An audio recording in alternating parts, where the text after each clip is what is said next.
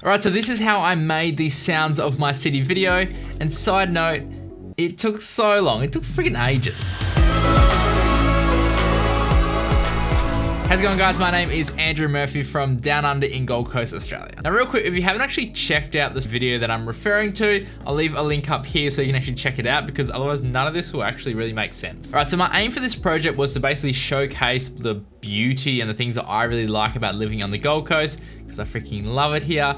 And hopefully I'm also inspiring others as well to go out and create something, I guess, in their hometown. And I spent the last few weeks just like traveling around to like my favorite locations, I guess, kind of like capturing the sound, capturing the visuals, and trying to like piece together this story where I'm showcasing the best parts that I think of the Gold Coast. Now, to actually capture majority of the sound for this video, I used the Hollyland Lark150, and this is basically a wireless lapel system, and it comes with two actual microphones. So you can see you got two mics here and you have a receiver. If you don't know much about this, I'll leave a link up here to a full review so you can check it out there. But basically, because it has those two microphones, I figured I could set it up to have like a dual stereo recording system sort of thing. So I set it up in this like with this T-bar thing. I just kind of like jigsawing together for this project, and it allowed me to capture all the sound in stereo, and that also went into a Zoom H4, which obviously recorded all the sound because it's just capturing the sounds. And what's actually really cool is the internal mics on the Lark150 transmitters are actually pretty decent, and because in the kit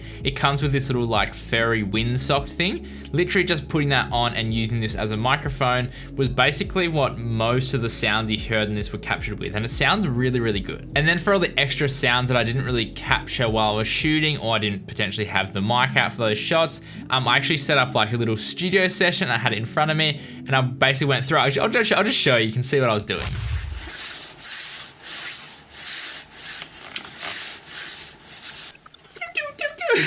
Was it birds?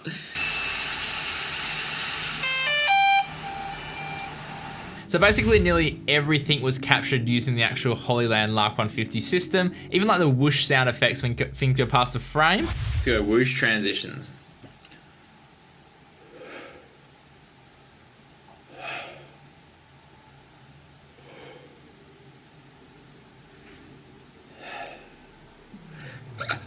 Now I wanted to showcase what I guess I think were the core features of living on the Gold Coast, like the beautiful coastline, the rainforest, the waterfalls, as well as like the mountains and also some of the city life as well. So my story idea for this video was to obviously capture all the beautiful sounds around my city, but I also wanted to use that as a way to actually have a visual driver for the video at the same time. And seriously, there is nothing like hiking to a waterfall and trying to capture these sounds and like keep everything dry, and that scene by itself was an absolute nightmare. We had to put like these little plastic bags over the camera so it didn't get wet.